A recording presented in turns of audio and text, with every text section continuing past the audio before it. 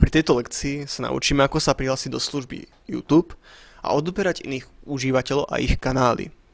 Takže spustíme si YouTube. Ako môžete vidieť, teraz sme momentálne neprihlásení a preto užívateľské rozhradenie vyzerá úplne ináč. Máme tu populárne YouTube, hudba, šport a hry. Momentálne nám YouTube, respektíve Google, odporúča videá na základe toho, čo je populárne a podľa toho, čo máme uložené v cookies. Samozrejme to sa zmení hneď potom, ako sa prihlásime k nášmu účtu. Tlačíme tlačítko prihlásiť sa a napíšeme svoju e-mailovú adresu a heslo. Ak už samozrejme raz sme navštívili niekedy YouTube či Google, tak väčšinou sa naše používateľské meno uloží, ale heslo nie. Tak napíšeme heslo, potvrdíme, prihlásime sa. Ako môžeme vidieť, je tu videá, ktoré sme už videli a odporúčané kanály na odber. Je tu napríklad Steady Health, čo znamená pevné zdravie, a prihlásime sa k ich odberu, pretože sa nám môže cvičenie kedykoľvek zísť. Potom tu máme napríklad odbery, videá, ktoré už odoberáme. Je tu napríklad divadlo na kolesách, Steady Health, ktoré sme si teraz pridali, alebo iní užívateľ, napríklad Fero Kulhavy. Potom je tu napríklad správať odbery položka. Tu môžeme vidieť, čo odoberáme. Samozrejme, ak sa nám už nejaký kanál nepáči, tak ho zaklikneme a zrušíme odber. Tým pádom zmizne aj z ľavej položky, kde bol.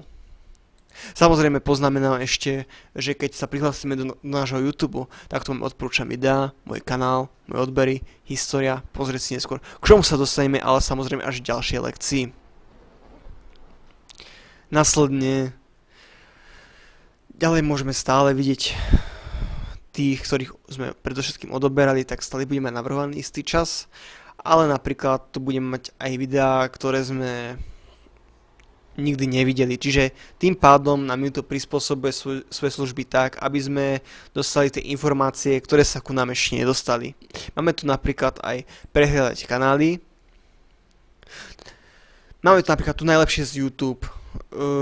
Tento kanál nám ukáže to najlepšie, čo sa kedy na YouTube publikovalo, a samozrejme kanál má veľa odberateľov, až 106 000, tak budeme jedným z nich.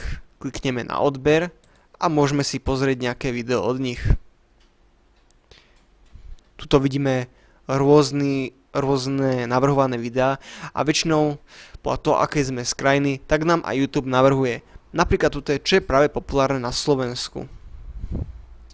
Máme tu napríklad Emmy Eats Slovakia Tasting Slovak Sweets, čiže napríklad Japonka Emily, ktorá skúša jesť slovenské sladkosti. Naskočí nám reklama. Samozrejme reklamu si môžeme preskočiť za určitý čas. Video si môžeme pretočiť.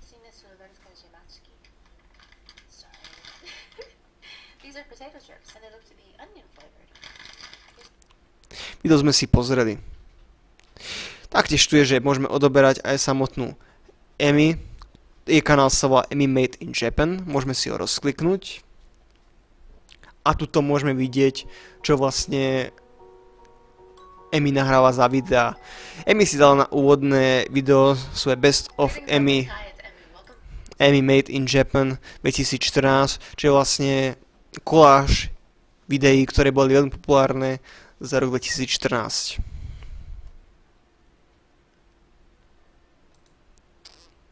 To by bolo asi tak v tejto lekcii všetko a ja ďakujem za pozornosť.